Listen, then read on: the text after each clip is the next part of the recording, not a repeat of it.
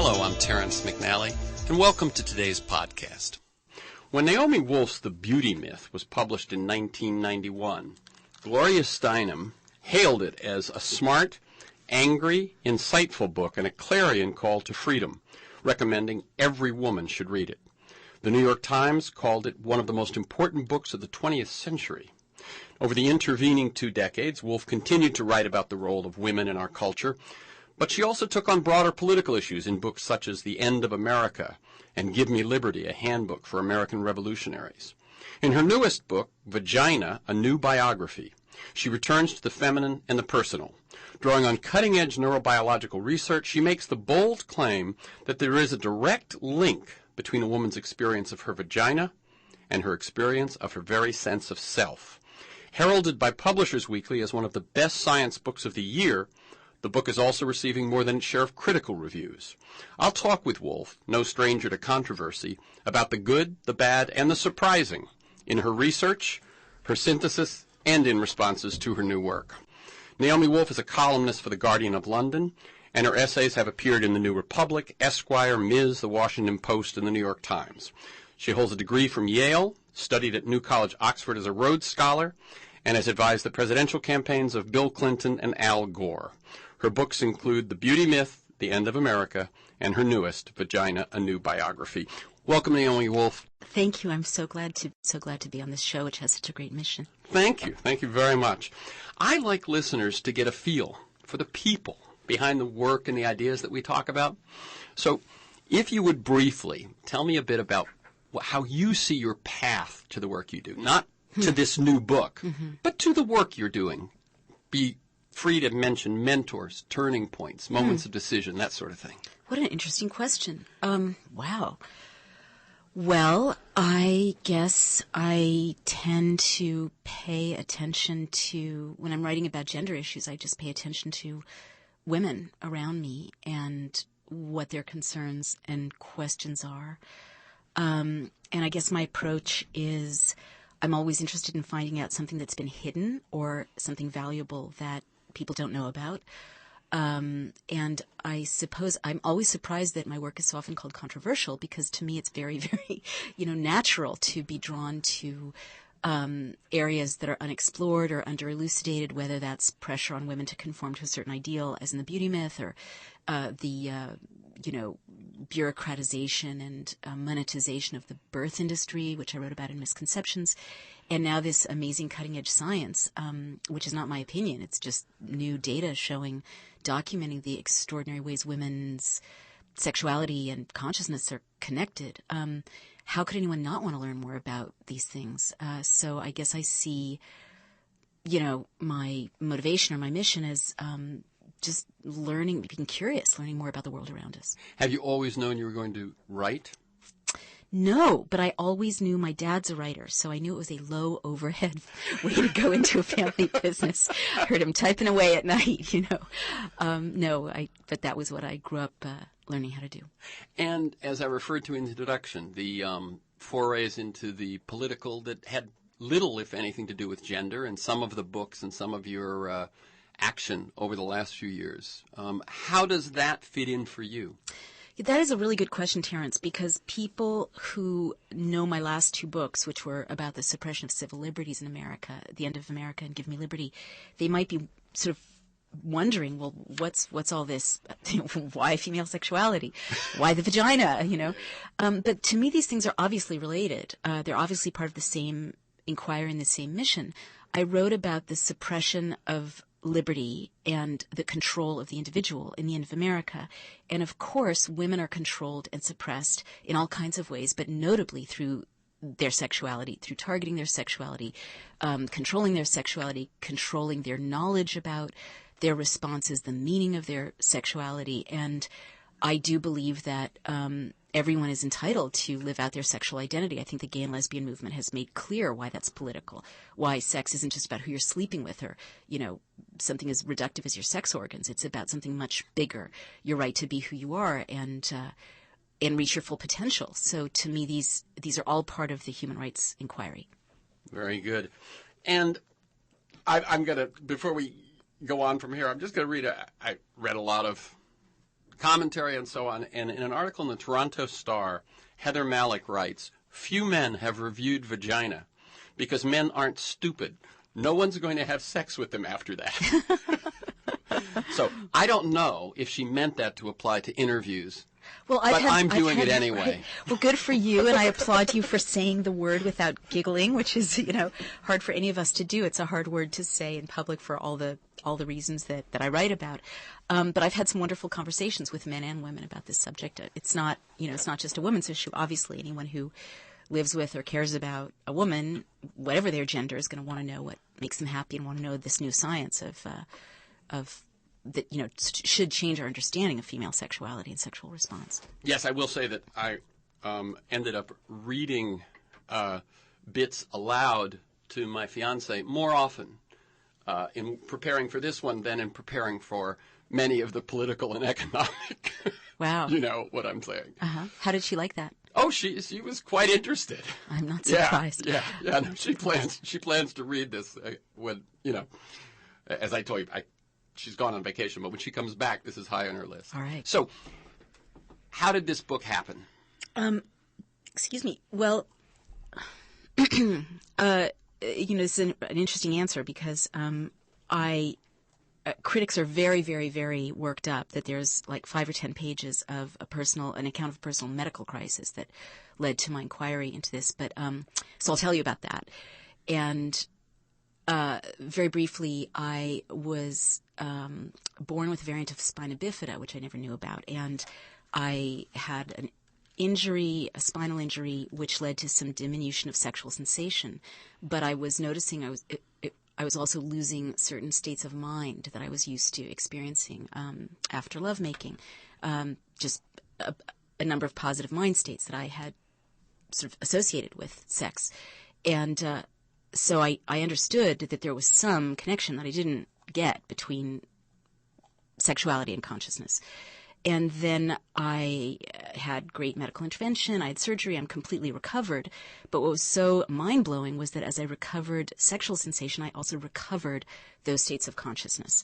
So I knew firsthand that there was some crazy connection between the vagina and the brain through the spine, which is how they are related, that no one had informed me about. And that led me to this incredible journey where, again, this is not my opinion. I'm not asserting that there's a brain-vagina connection.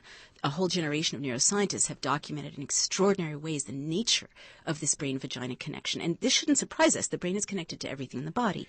But I discovered this amazing array of new findings that anatomists and neuroscientists are discovering about female arousal, female orgasm, the nature of female desire, even new sexual structures in women that they didn't know existed. So all of this I thought was very important to bring to women and people who care about women, because our model of female sexuality is actually out of date, and we really deserve to know about these things. Now, let me go back to the kind of furor over these 5 or 6 or 10 pages about my own medical crisis. It's a struggle. I really didn't want to talk about my experience, very personal. To me, it's an account of a medical, an injury. Not, everyone's all worked up that I talked about orgasm, in the first person. Or the lack of orgasm or the diminution of orgasm was a symptom. It was a symptom, exactly. It was a medical symptom of a spinal injury. And I'm getting emails from women all over the world talking about, how the medical profession is telling them they're hysterical when they're having, related symptoms. That old one again, huh? That one. But I guess what I really want to say is, though I would have liked to have not delved into my personal experience, the first question someone would have asked me reasonably after reading the book is, what led you to investigate the brain-vagina connection? And at that point, I would have had to either tell the truth or lie. And I never lie to my readers. So that's why that account is in there. And the furor is about what? That you're talking about your sexual, what are they upset about in that specific context? I can't, there's been so much comment that I can't really articulately summarize because it's not that rational. It doesn't seem that rational. There's more of a kind of outrage among some critics that I'm tackling these issues. Some critics are upset that I'm looking at neuroscience that has to do with gender differences. Okay. What I was going to say is we will things. get to, because there has been such a response to the book, that we will get to some of that. I meant specifically why they would be upset that you refer to your to the opening for you, as it were, the entry point into all of this being your medical condition. You know, I can only speculate. I mean, obviously, it's a taboo thing for a woman to do. I'm writing a doctoral thesis on all the men who have put their sexual experiences into literature, and it's called Whitman, it's called Gide, and it's called, Norman Mailer, and on and on, Henry Miller. But when a woman does it, it's considered very, very, very unladylike, I guess. But I can't otherwise speculate. It's baffling to me. Okay, so we've established you have an experience, you're searching for answers, the answers reveal more to you and new to you than you'd expected, and that leads to greater, my guess is, probably not immediately a book proposal, but immediately more research. More research, of course, and it led me to Sierra Leone to talk to survivors of sexual violence there, and it led me to a lab where the role of female desire in lower mammals was established in Montreal. All over the world, some of this research took me, but mostly it led me to incredible, just unbelievable new information that I didn't know about female sexual response that should change, as I keep saying, how we think about women. I follow sexuality. I'm interested in it. I had no idea. And some of the headlines, no idea. Okay.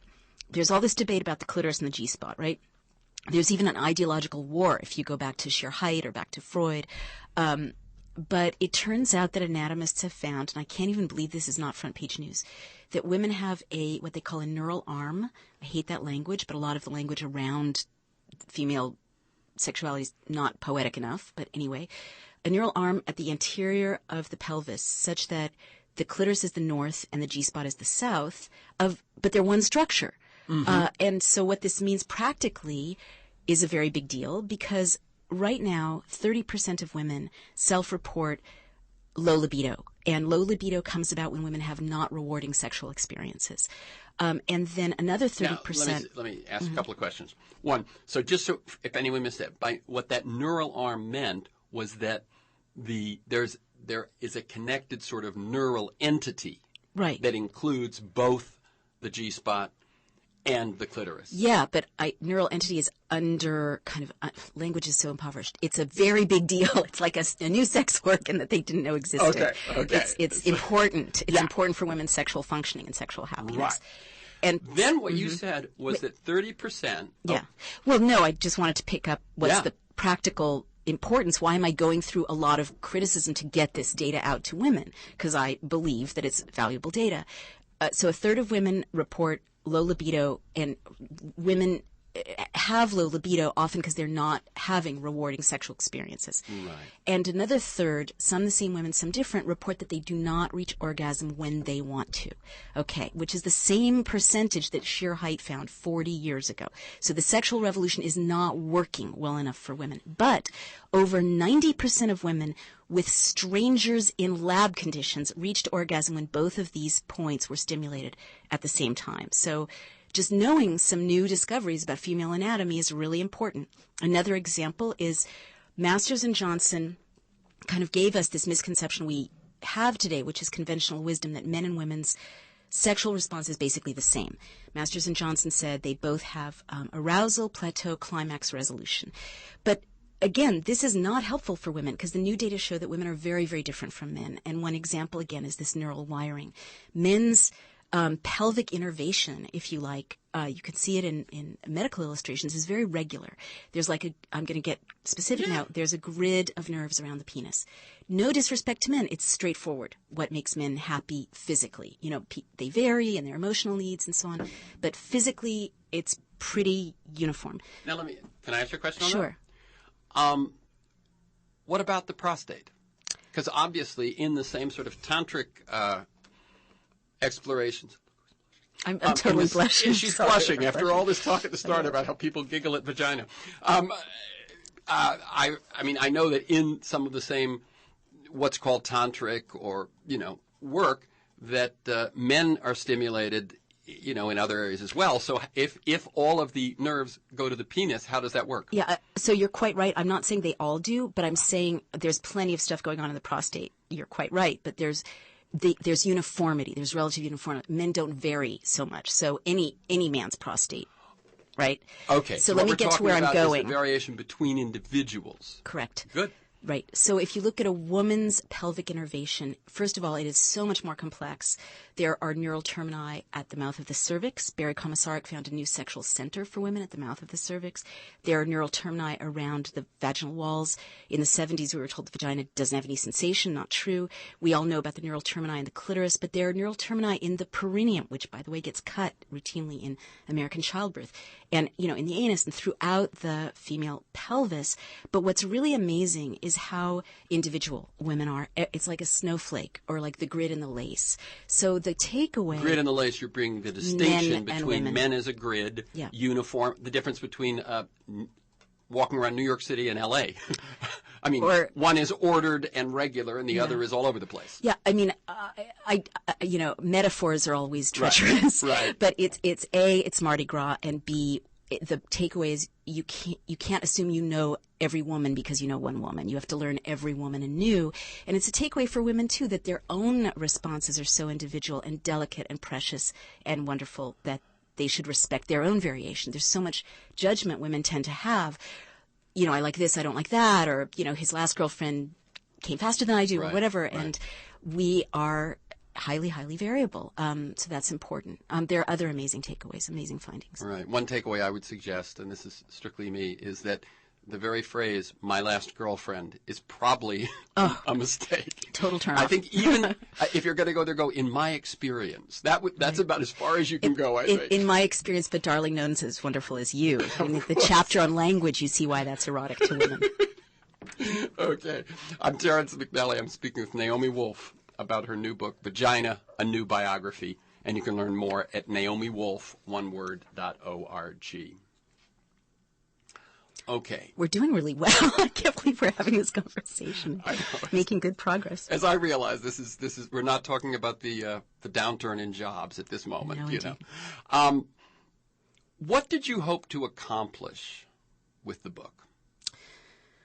Well, of course, I find this new set of information about women astonishing and important, and I think it's not okay that so many women self-report not enough pleasure in their lives, and to me that's a feminist issue. So obviously I just wanted to make this information available to people. Very good. And as you said, you, despite being very interested in politics as well and, civil rights and all of that, this has been an area you've been in touch with since you wrote The Beauty Myth, and yet this information was new to you. New to me, and it explains so much. I mean, so many readers are saying now I understand things about myself that I didn't understand. Now, I also know that the book was originally going to be more of a cultural history.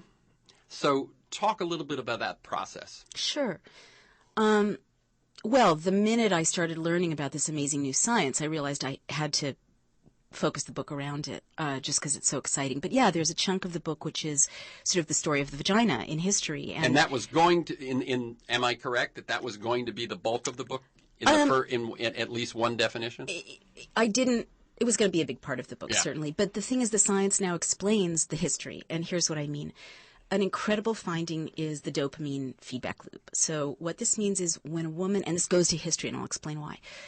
I've always wondered why for 5,000 years has the vagina been targeted in culture after culture, demeaned, mocked, derided, called the gateway to hell by Tertullian. Women have been burned at the stake for being too sexual. The ignorance and shame imposed by the Victorian gynecologists and obstetricians, like throughout history. And I tell this story, it's been a history of targeting and derision. Why? What's the problem? Not to mention the use of rape and war, female genital mutilation. I now think I have some answers to that. When a woman feels supported by her culture and by the people around her to think about sex that is pleasurable to her, it has to be pleasurable because it has to do with the reward system, and anticipate it and, strategize to get it. This activates dopamine in her brain. Now, dopamine I have called it, and I stand by it, the ultimate feminist neurotransmitter. It's a turn of phrase, but anyone who sees what dopamine does will get what I mean.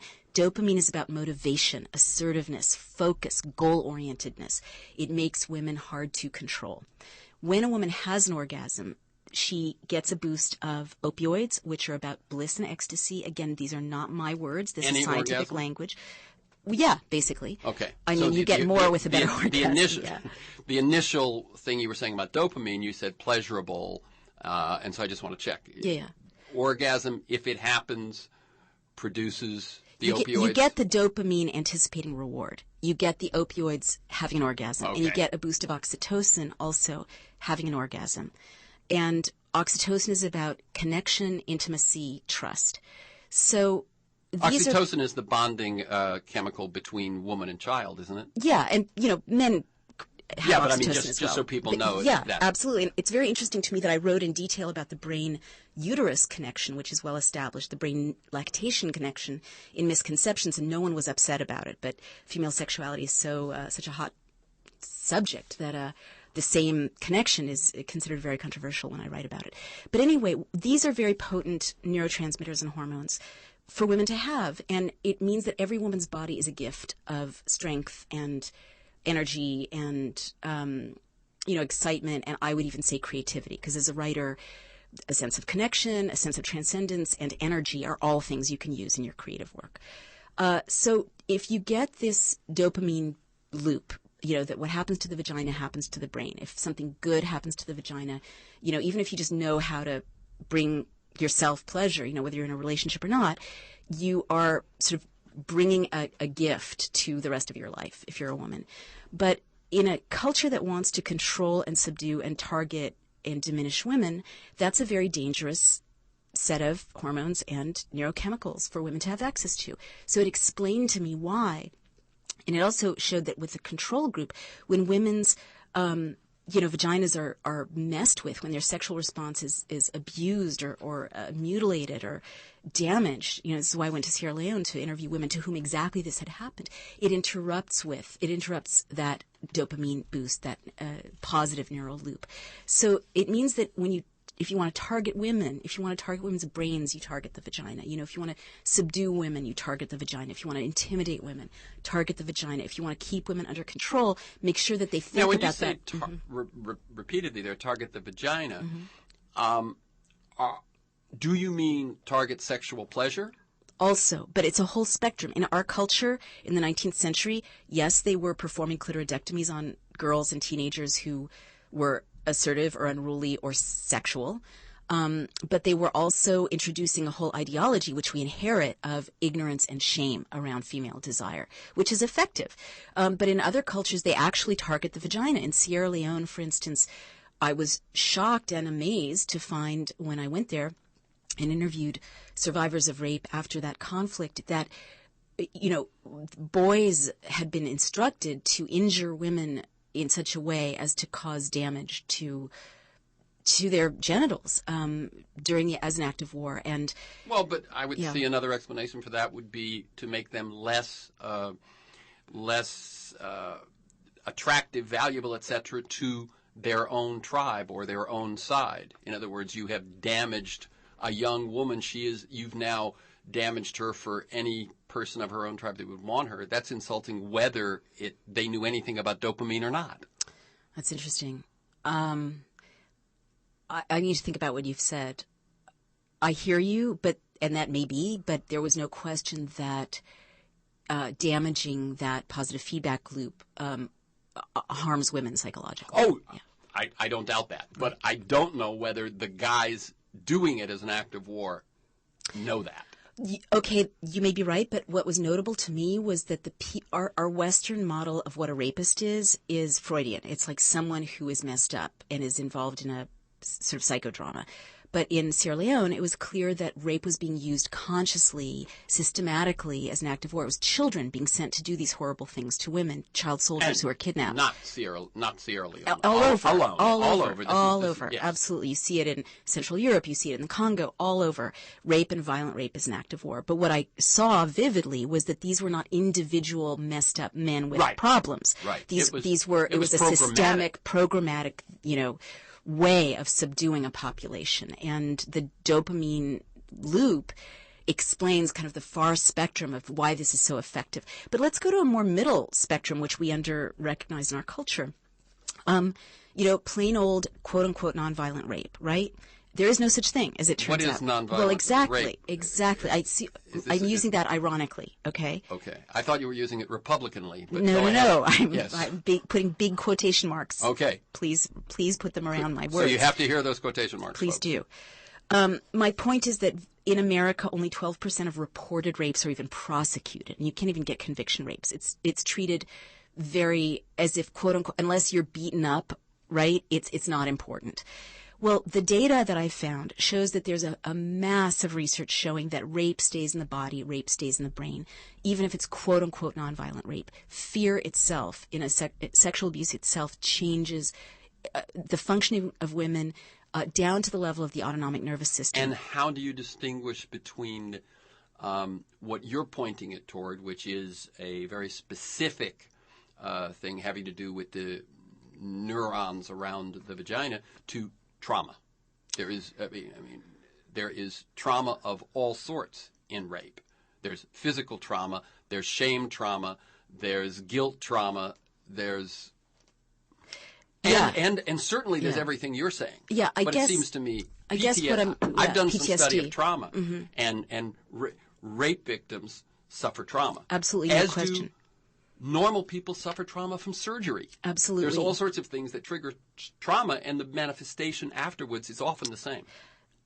You're totally right. I guess what I'm identifying is studies, and it's a deep body of literature now that have only studied rape and sexual abuse, and they get a cluster of symptoms and responses that are unique to people who are traumatized by rape and sexual abuse. In other words, there's something about being raped or being sexually abused that is different from other kinds of trauma. I'm not making a value judgment. I guess what we're saying is there's probably some great overlap, but that they have found some distinguishing characteristics. Yeah, I mean, what they're finding, and I hope that this informs our judicial system, is that women can show changes in how their autonomic nervous system functions years after a self-reported sexual assault or abuse. For example, one study by Alessandro Rollini and Cindy Meston showed that women who self-reported rape in their histories reacted differently. Their heart rate and their respiration, all these autonomic nervous system processes were different when they watched erotic videos or when they exercised even than were the control group. So on a very minute level, they're changed. Mm-hmm. What happens with most people when they exercise is there are releases of positive neurotransmitters, and what you're saying is that in their case, not so much. Is that right? Differences. I'm reluctant to characterize them without going back to the study. Differences. But differences, and certainly they had a lower baseline activation.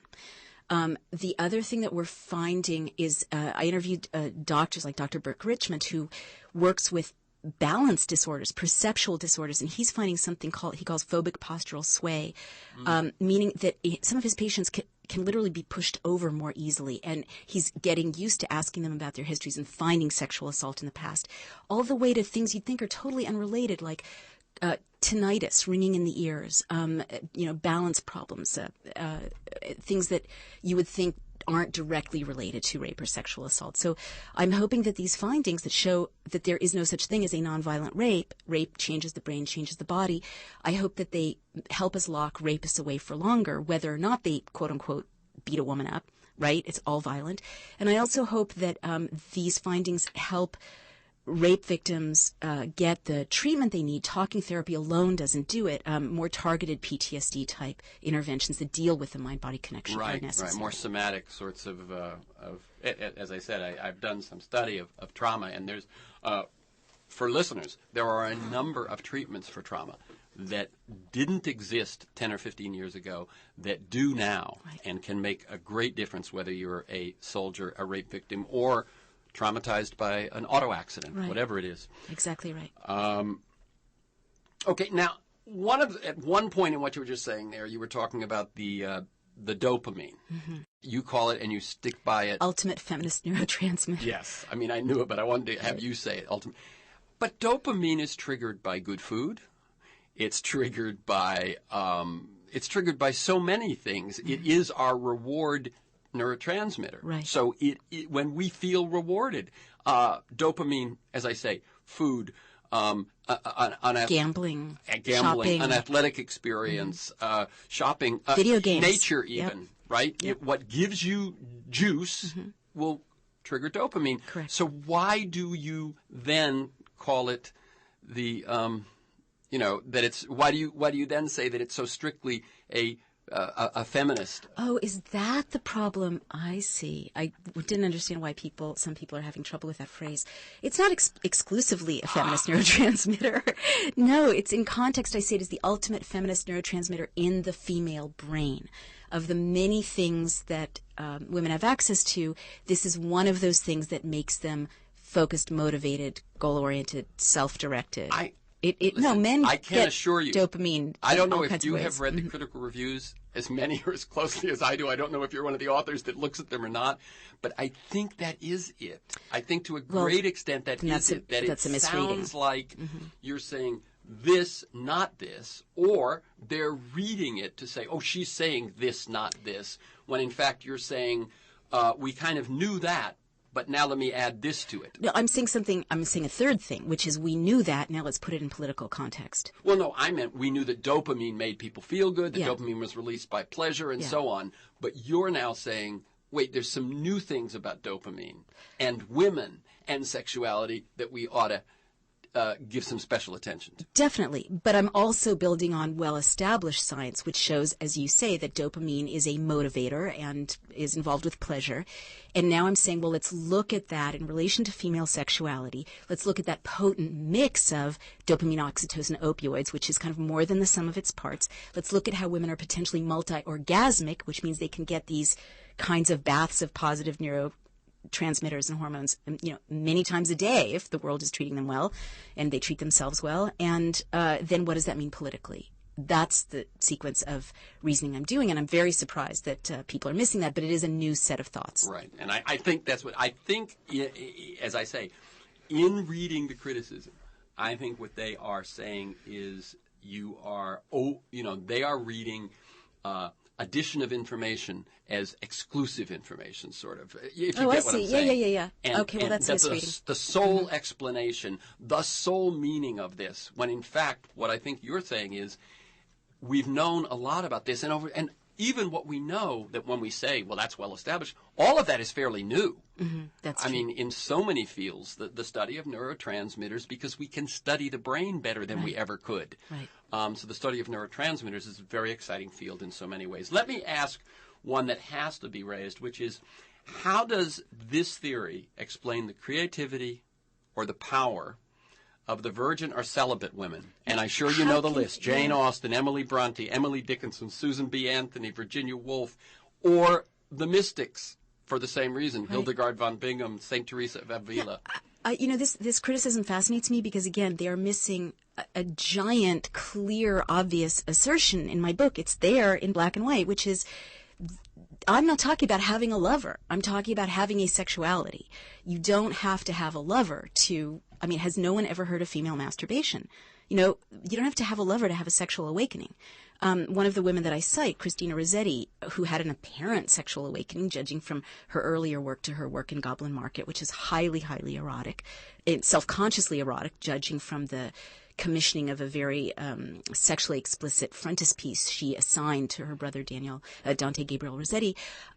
She was a virgin her whole life. You can have all kinds of sexual awakenings by yourself. That's the nature of sexuality. It's not dependent on another person. So people who are thinking that somehow I'm saying you need a lover or you need to be in a relationship in order to have a relationship with your own body and your own sexuality are really, really, really missing the point. You do say a happy heterosexual vagina requires, to state the obvious, a virile man. Yeah. I can't blame them for reading the word requires to think that you're saying something that contradicts what you just said. You know, that's fair. I mean, it's obvious that you can get this bath of positive chemicals by yourself. It's also obvious when you talk to the scientists that, as Jim Faust puts it, we're wired for connection. So if you're in a relationship with a man and you're a heterosexual woman, it's obvious that it's good for you if you're able to have the kind of sex you might want to have with your partner who's male. I don't think that that's a giant stretch.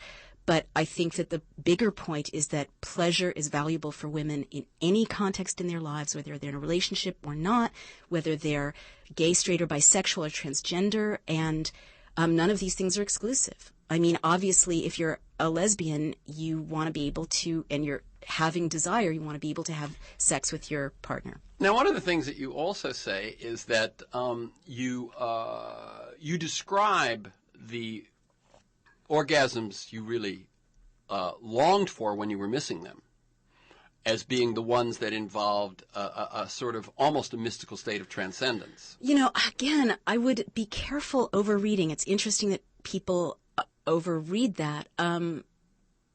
I wouldn't call it a mystical state of transcendence. What Dr. Faust calls it, who did a careful analysis of my book, said is it's sensory input. It's just sensory input. You know, what was happening, there was a blockage to some of the nerves that go to the base of the spine, in my case, that were blocking some sensory input to my brain. So I wasn't getting as much dopamine. I wasn't getting as much opioids, not as much oxytocin.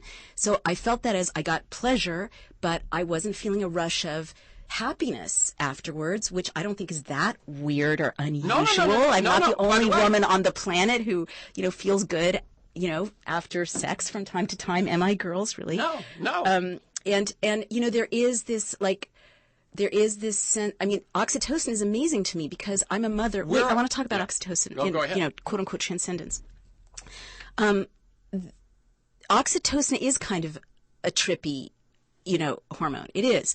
I mean, I gave birth with through C-section, so I had an interruption in the oxytocin process, and I felt that as delayed bonding with my baby, and I wrote about that. No one was shocked, no one was surprised. Oxytocin is how you bond with your baby. So when I was having these this injury, I wasn't seeing the connections between things. I wasn't feeling so close to my partner. I wasn't feeling so close to the people around me. Because you weren't having the release of neurotransmitters that say that to us. Well, quite. Oxytocin studies for men and women show that if you boost oxytocin, it helps people interpret facial expressions and read emotion better. So why is it so weird that I was reporting, symptoms of a diminution of these hormones and neurotransmitters? This is not mystical. This is just plain science. Okay, but I thought you did use the word transcendence.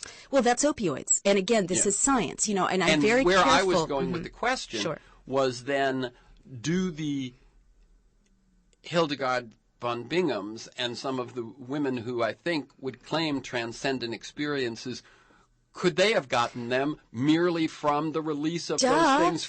Okay. I mean, Good. Why are people reading this exclusively? You can get opioids from meditation. You get opioids from prayer. That's why scientists are studying, monks in Stanford, and that's why the Dalai Lama's brain is of interest to people.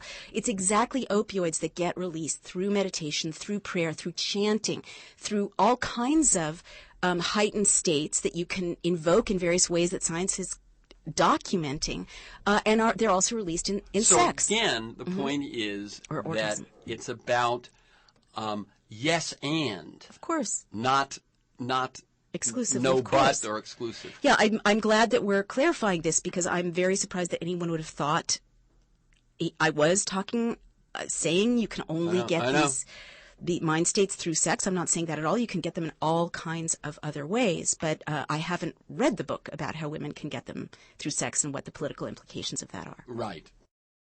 One of the things that I think has been another question is and this is something which is not an area of my focus, so I wasn't that aware of it, is that in the very fact that you are saying that biology is important to a woman's sense of power and a woman's sense of confidence and so on. There are some people who don't like that either, correct? Yeah, but it's not my opinion. I mean, I'm just looking at the data, No, I mean, Right.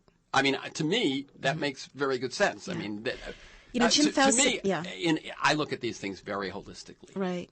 So the fact that there's, neurotransmitters that arise from different activities that had to, that makes sense. The fact that, in a holistic sense, the fact that mysticism would trigger similar things as intense connected pleasure, wouldn't that make sense? Right. So it's not to me an issue, but it seems that in the sort of what I read in terms of kind of the feminist perspective is that to give the primacy or the value that you do to biology is unnerving to some. Yeah. And again, I'd like to rebut or put that in context. So I've spent 23 years championing women's right to be taken seriously intellectually, their right to lead countries, their right to be evaluated for their accomplishments separate from their biology. So I think I would have thought that my feminist credibility is well established and that I would have space to also look at these amazing new discoveries about their bodies and sexual responses. I think that what has happened, because I'm not saying women are just their bodies. I'm saying, isn't this fascinating? And let's look at this news.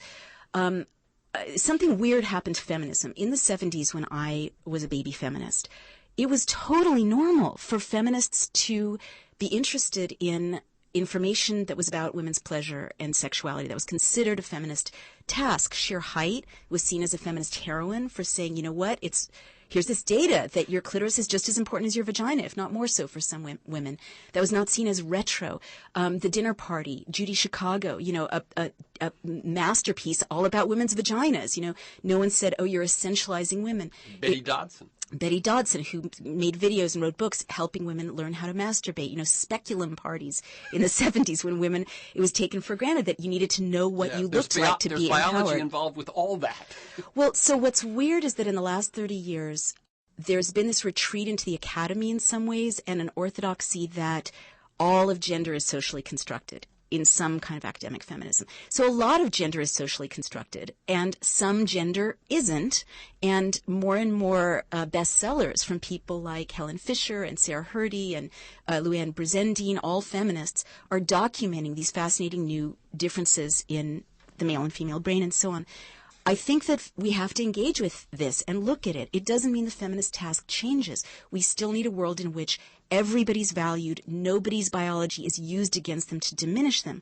But one critic, I'm very surprised that she was a serious literary critic in the New Yorker criticizing my book, said something like, well, feminism in the last few decades has taken women beyond the body, and Naomi Wolf takes us back by going back to the body. And I'm like, who got that memo? I look around me and I see women in the body as well as in their minds. They're struggling with, pregnancy, menopause, eating disorders, getting over rape, getting over sexual abuse, relationships, desire, not having orgasms, wanting to have orgasms. Who said it's an advance to pretend that we're not in the body? I think it's much healthier to go back to that feminist tradition of informing women and men about really interesting new things that might make them really happy in their bodies or happier.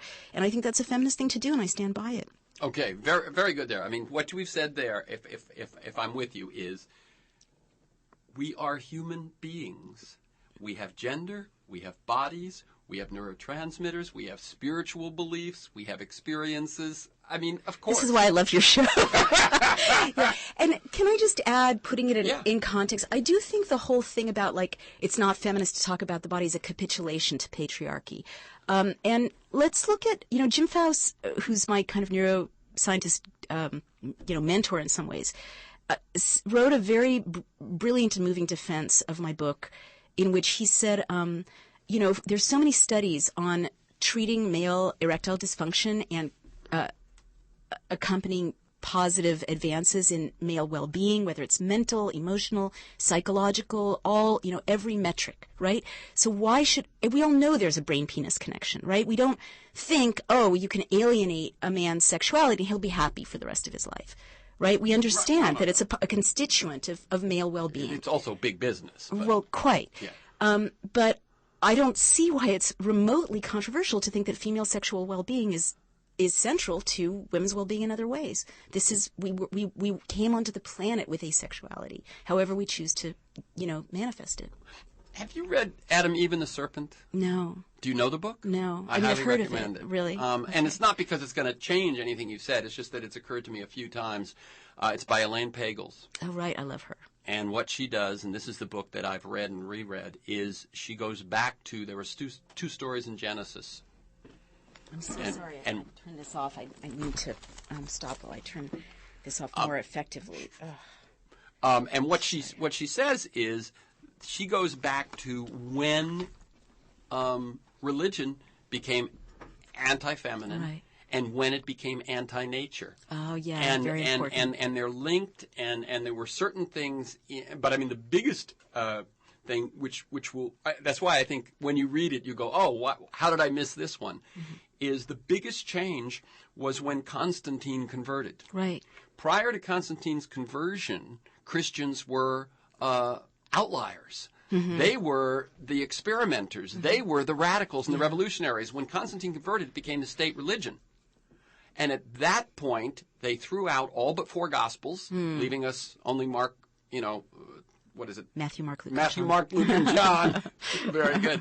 And they threw out all the more mystical ones. They threw out all, and then there was a fight between Augustine and I think it's Julian over an interpretation of nature and interpretation of sexuality, and the authoritarian won.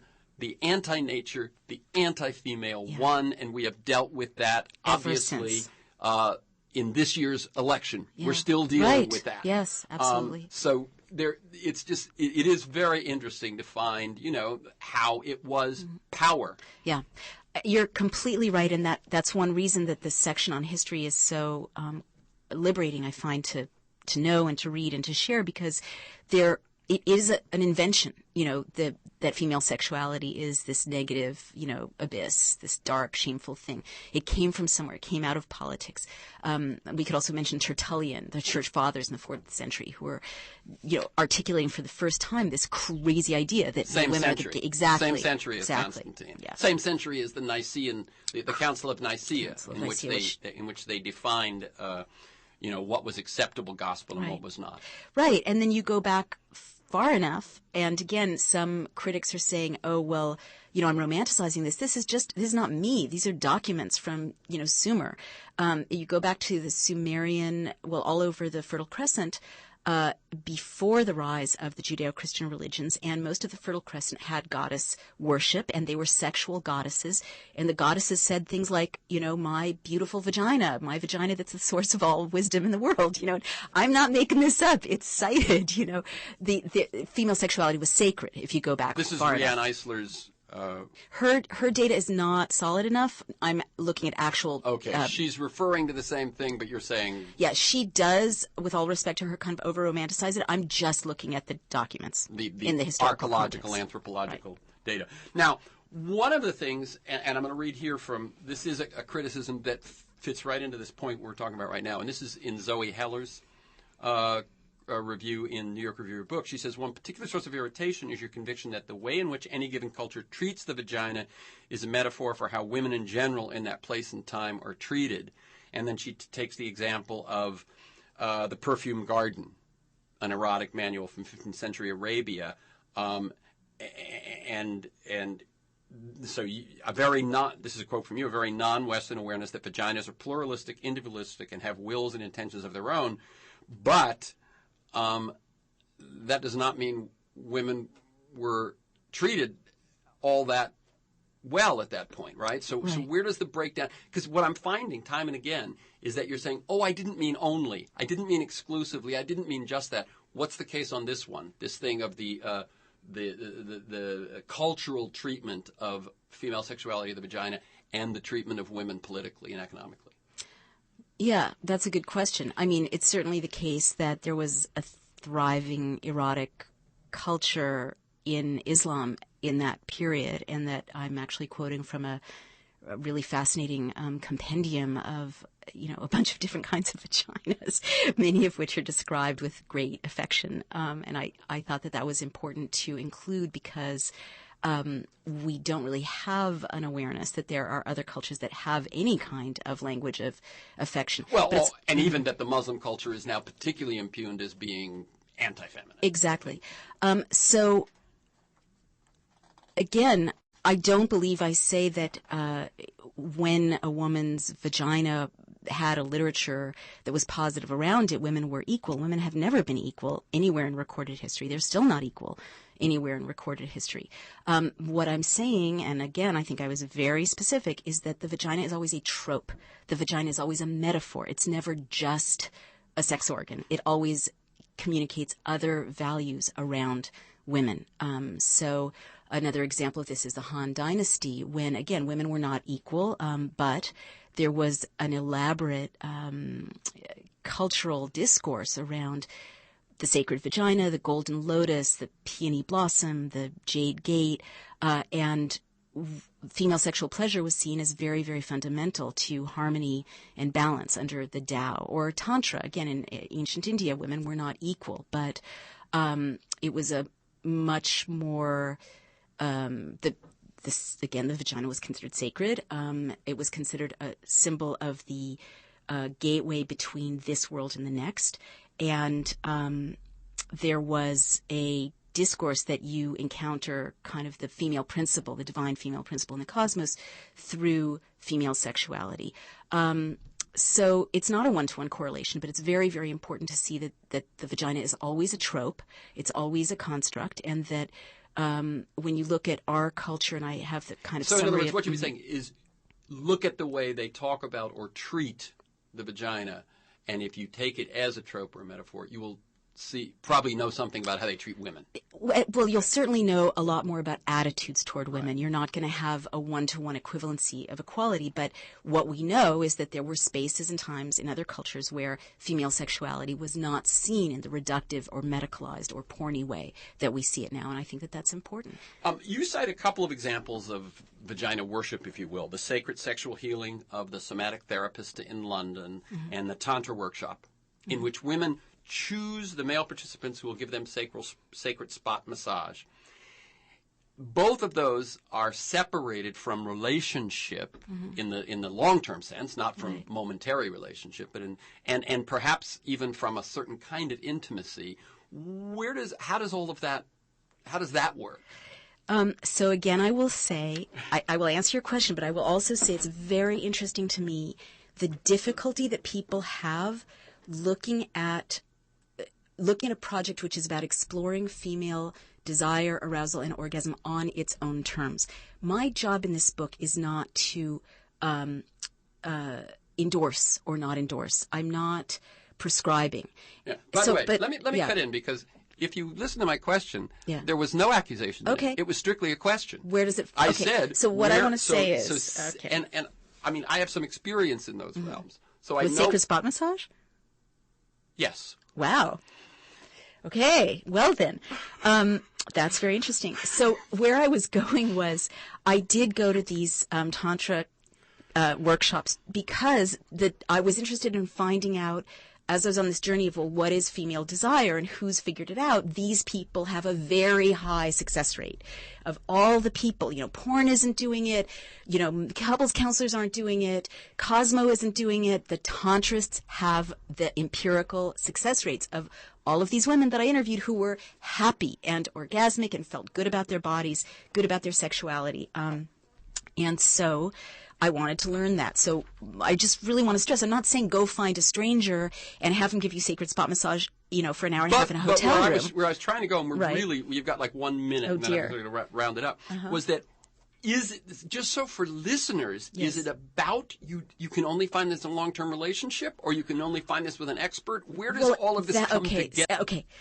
Where it all comes together is the takeaway. Sacred spot massage, it turns out to be stimulating, a really important part of what women need to have stimulated for certain kinds of release. The last chapter, which is called the Goddess Array, takes sort of Tantra 101 and maps it against what we know about neuroscience. So it turns out that, and men don't know this, women don't know it either, women need to be relaxed to be fully aroused. So don't stress her out. Women respond differently to male sexual scent than they do to not having that. And so the importance of cuddling, or the importance of taking her slow dancing. Women respond with a boost in the microvoltage of their vaginal orgasms when the lights are dimmed. So seduction is something that you have to do all the time. You can't stop once you get the woman. You have to seduce her for the rest of her life. Okay, we've got to end there. Those so are that the is in the takeaways. chapter called? The Goddess Array. So if that's what you went, oh, wait, that's the part I want to hear. It's in the chapter called The Goddess Array. The book is Vagina, a New Biography. The website is naomiwolf.org, and that's Wolf, W-O-L-F. You can listen to this week's conversation and many others anytime during the week by linking to the podcast. You can sign up to have it delivered to you weekly.